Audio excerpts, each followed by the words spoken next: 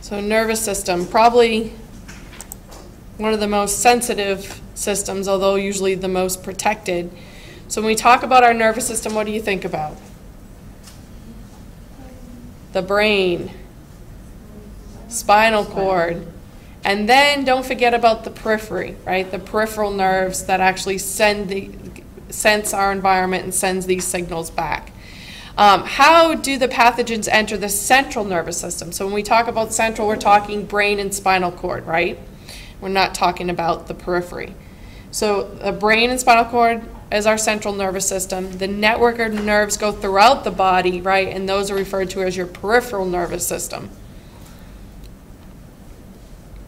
Inflammation of the meninges, which are the membranes that surround the spinal cord and the brain, right, is referred to as meningitis. So this is just, again, itis refers to an inflammation.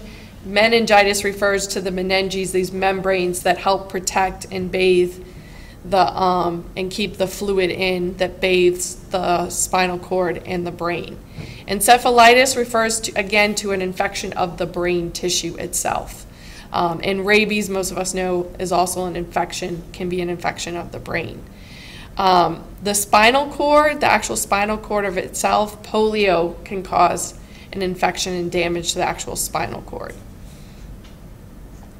So the three membranes together that cover the surface of the brain and the spinal cord, as I said, are called meninges, and an inflammation of that is called meningitis. Commonly when someone has that type of infection, one of the things that they're going to do to test is a lumbar puncture. And that's the reason why it's called that is because they do it in the lumbar region of the spinal cord, so down here in the bottom. And you'll notice that the spinal cord itself tapers dramatically there. So likelihood of puncturing it with the needle or causing damage is less likely. And so this is where they would be able to draw off and take a sample of the spinal fluid, right? A central. So, but how does it get to the central nervous system? How does it get into that fluid, right? How does it affect those membranes potentially? So one way is, of course, your brain and spinal cord need to be fed, and they're fed by a blood supply. But this is very specialized area where the spinal fluid is made, right? And you're associated with your brain, skull. I'm trying to think of that actual area. So there's a very important blood-brain barrier there. Where they're taking the food and such and filtering it out of the blood to generate the spinal fluid. So that's the main way in which stuff gets in, is stuff gets in high concentrations in your blood, and then such a high concentration it diffuses into the fluid, the spinal fluid. So that creates a problem too with antibiotics. Because typically in order for antibiotics to travel across as well, they have to be at relatively high concentrations as well, right? Or specialized antibiotics that pass through. Usually when someone has this type of infection where it has spread to the spinal fluid, right, they're hospitalized and closely monitored. But you run the risk of central nervous system infection whenever you have high numbers of infectious agent circulating the blood for a long period of time. The chances are it could cross that, what we call the blood-brain barrier, into the spinal fluid. Another way, although not very common, is actually traveling up the nerves, right? Where it infects the nerve at one area and travels up the peripheral nerve system to the brain or spinal cord. Anyone knows what particular disease does that? Think about the good old rabid bite, right? The bite, they're not biting your brain, right, or your spinal cord, right? They're usually biting some appendage or something like that, right? And then it enters into the peripheral nerve system and actually travels up the nerves to the brain. That's how it gets to your brain, the rabies virus. That's how it travels. Another way is extensions through the bone. So remember, as we talked about before, your sinuses, your mastoids, your inner ear, right? This is all in your skull itself. So if you have infections there, one of the ways they could gain entry to the system is literally going through the bone. Again, this is very rare, but it can happen, right? When the infection actually spreads through the bone, extensions from the bone. So there are numerous different bacteria that can cause meningitis and inflammation. We've already talked about a couple of them. Again, related to respiratory, Haemophilus influenzae. Again, mainly in young children, and we do have a vaccine against one serogroup, type B. This is Syria meningitis. You can tell by the name that it's given, right, that it has the potential for causing meningitis. This is one of the major ones that we see in epidemics and outbreaks. And we do have a vaccine against 4 different types. Notice these are respiratorily transmitted. Same is true for Streptococcus pneumoniae, right, and cause a pretty serious form of pneumonia. But if it gets into the blood, right, it could travel to the brain and cause some serious problems. Other ones that are associated in Streptococcus alligesi, I always say this one wrong. This is the one that women have to worry about, and this is the one that they're going to test for, whether you have it as part of your normal flora in your vagina before you give birth, to see if there is a potential that you could pass this on to your children. It's referred to as the beta strep test. That's the one that they're looking for. And they'll give you antibiotics if you have it to help lessen the numbers and lessen the likelihood it'll transmit to the child. E. coli, again, from the bowel, and we've talked about this problem of where it gets where it's not supposed to, it can cause problems.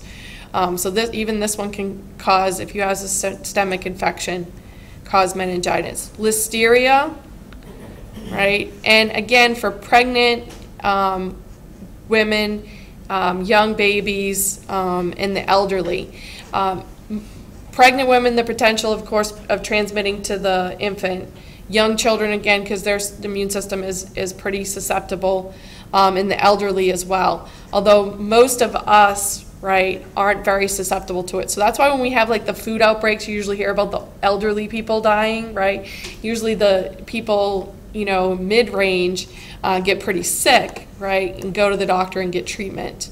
The bad news with these guys is that with Listeria, it can grow at refrigerator temperatures, right? And that's why it, you know, it commonly contaminates certain foods, and certain foods pregnant women are advised to avoid because of the potential of it there, like cold cuts, soft cheeses, other foods.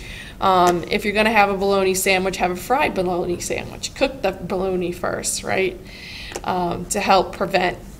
So what's the pathogenicity? So we'll look at just one particular meningitis, meningococcal meningitis.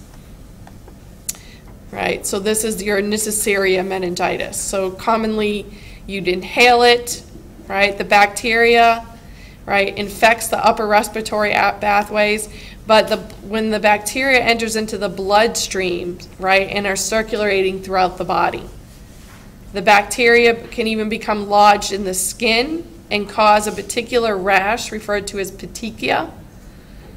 Right, they're these like little purple splotches in the skin. The bacteria that gain entry to the meninges, right, causes the inflammation. Lysing bacteria in circulation release endotoxins, which can lead to shock. The inflammatory response of the meninges can cause damage to the nerves, even hearing, to the point of deafness. And that obstruction of the flow of the cerebrospinal fluid, of the spinal fluid, can cause increase in pressure inside the brain. And then, of course, the way the bacteria exit our body, right, is respiratorily, and that's how it's transmitted. As I said, there is a vaccine for several different strains, serotypes, right? So that's the serotypes that they have listed there. And what I want to say, there's one other one I wanted to something else I wanted to say about this one. So notice it adheres by papillae, colonizes our upper respiratory, and then enters into the blood. Oh, I know. Symptoms. One of the significant symptoms that'll, if you have, that they'll be doing a lumbar puncture most commonly, is stiff neck. And this is like, I mean, I'm talking about extremely stiff neck, where if you go to bend your neck, it's extremely difficult and painful because of the blockage and the swelling of the spinal fluid, right, within the spinal cord in that particular region. So as you can see, incidence has significantly decreased over the years. Did they put what year the vaccine was started? No. But we've had a significant decline in the number of cases. So I already mentioned about listeria. Why can it often contaminate food or drink? What was the bad news with this one? It can grow in the refrigerator, right? It can grow in the refrigerator. We still have botulism in it. Oh, I'm never going to get through. Oh, we just started this one, right? Okay. Mm-hmm. Well, we'll pick up here next time.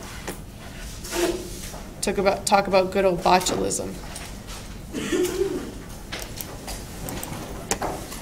Test on Unit 3, right? Yeah, test is on Unit 3 only.